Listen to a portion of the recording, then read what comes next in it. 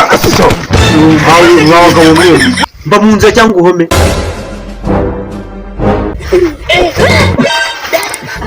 Salama maniga ari bimana manina bimeze bitese ari rwose ngwe nakure narimbuye shana ari binyine koko ubu ngubu se urabona twarakubiswe je n'imyenda yaracitse ngubu rwose ubuse nge ntureba ko inkweto yanjye yabaye nabuze n'umuntu wanyihera akazi wenda mbashe kuba nakwigurira n'akandi gakweto nyine akazi yego ahantu nari nkazi ni ahantu bakoraga muri kampani hari ahepfo wasanga tugiyeyo baduha akazi koko uzi ko ari byo yo ntamumbwiye niyo kora ahantu nibyo njya hose ahubwo aho hantu wajyayo washe tukagenda se tugende sha ariko peti akasiso mwabagabo mwe mba mu nzira cyangwa uhome uyu nguyu ni ufite amazi si uko yambaye n'imyenda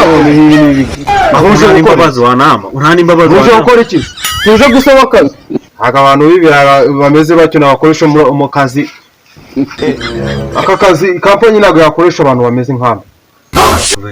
ariko buriya mubyeyi mbabariye nanjye mbabarira rwose mbabarira Yesu weho nubwo uje wikweze wagira ngo sinzi ibintu wanywe ubwo ariko wenda wasanga ari nk'inzoga wanyweye nubwo usabye imbabazi sinya nk'inzoga rwose uyasama abo ni nk'inzoga ubwo ni ibintu by'inzara byari binyishe kuko nanjye no gusaba akazi ariko wanakabasha kuko ndareba umusore wawe niwe wakabasha ntureba ariko weho ndakwiruka ushigenda wenda weho dureba we yagenda hariho kabiri we yagenda weho kaniyinjiriza uyu nguyu ufite umuco Teofila byonyine se ushime haribi ngo isanga abandi bakozi hariya hirya murakoze mukanya ndaje mbasange mu kazi nsange urimo ukora neza yego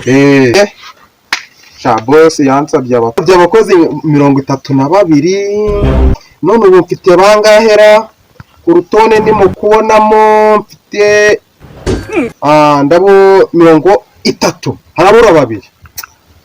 uriya nta kuntu nabona abakozi muri iki cyaro banyoheje ahantu mu cyaro gukora muri kampani n'ubu naho nabona abantu bari kwiciraho ngo mbihera akazi yego komana akosha babiri koko nibo bagiye kubura nk'ubu sinareba hirya no hirya nkaba nabona bakoze subajera arowe komera boss wanjye komera tumeze neza waduha akazi kazi akose bose nakwirukanye urabona cyagiye nyine nanjye ibintu by'ubwana byagaragaraga naraje reba akazi akari ko kose ubwo wabasha kwikorera agasima agafuka kuzuye ndagaterura bose uyu rwose ku isantiye rwose arakora n'urubuga wose nanjye mba narakoze udusima 3 wadukora uratwikora ushyiraho neza gutyo neza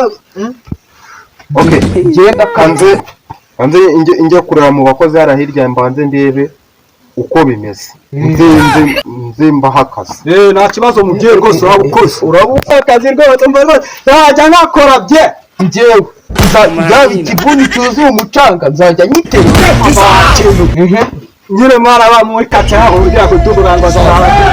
tugiye gukorera ifaranga tugiye kuzajya nishyira ku cyangwe mana agakweto ipantaro